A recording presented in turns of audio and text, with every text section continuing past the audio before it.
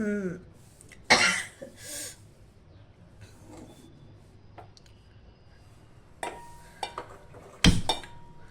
ఆలుగడ్డ బెండకాయ beans fry. Yes.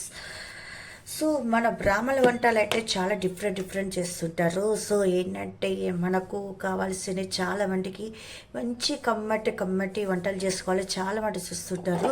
But ఇప్పుడు నేను చేస్తున్న ఏంటంటే ఏంటి ఆయిల్ ఎట్లా ఉంది అనుకుంటున్నారా? నేను తాలింపు నూనె వేసానండి. సో అది కారం అన్నీ ఉంటాయి కదా. సో తాలింపు నూనె. సో అది నాకు నూనె ఉండి ఇక వేస్ట్ వేయడం ఎందుకు, ఇది కూడా వేసిస్తే అయిపోతుందని చేస్తున్నాను. సో మనం స్టార్ట్ చేయటమా. సో నూనె వేడైతుంది. నిజంగా చెప్పాలంటే ఆవ జీలకర్ర లేని వంట ఉండదు. అలాగే ఇంగు అంటే ఉన్నప్పుడు వేసుకోవచ్చు, లేకపోతే లేదనుకో సింపుల్గా వేసుకోవచ్చు. సో ఆవాలు జీలకర్ర,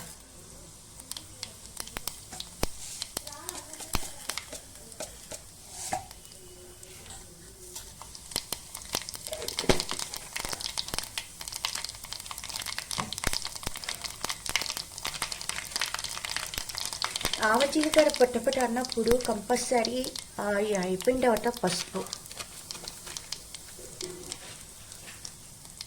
అల్లుగడ్డ వేసిన తర్వాత నేను మిక్సీ వేస్తున్నాను కాబట్టి బెండకాయ బీన్స్,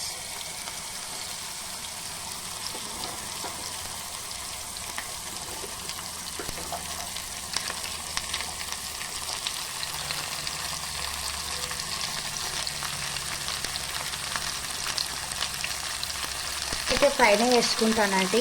ఇష్టము తాలింపులనే వేయాలి, కానీ నేను పైననే వేస్తాను ఎందుకంటే కమ్మ ఉంటుంది కాబట్టి.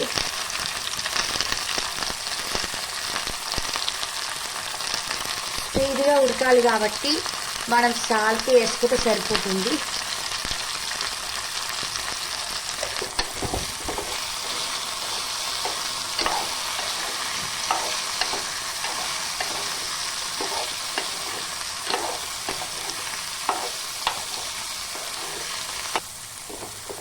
ఫ్రై వరకు చపాతీ వేసేసుకుందామా.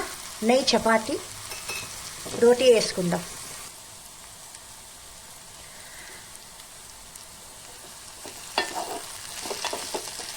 మంచిగా బెండకాయ ఆలుగడ్డ బీన్స్ మంచి ఫ్రై అయింది కదా. సో మనకు పొడి వేసుకోవచ్చు. సింపుల్ అయితే చేస్తున్నాను నేనైతే. ధనియాల పొడి వేసుకోవచ్చు. నేను మెంతి పొడి వేస్తున్నా. మెంతి పొడి వేసుకోవాలి, ధనియాల పొడి వేసుకోవచ్చు. కానీ నా దగ్గర ఈ ధనియాల పొడి లేదు, ఇక అందుకే సింపుల్గా వేస్తున్నా. ఏదుంటే అది నేను సింపుల్గా వేసుకుంటా, మళ్ళీ కమ్మ వేసుకుంటా. అయిపోయింది, ఒక 2 నిమిషాలు అయితే అయిపోతుంది. ఆల్రెడీ చూసారుగా యమ్మిగా. సో అయిపోతుంది కాబట్టి చపాతీ వేసేసుకుందాము. చపాతీ చేసేసుకొని చపాతీ పెంక మీద వేసేద్దాము. పెంక వేడి ఉన్నప్పుడే కదా చపాతీ వేస్తారు.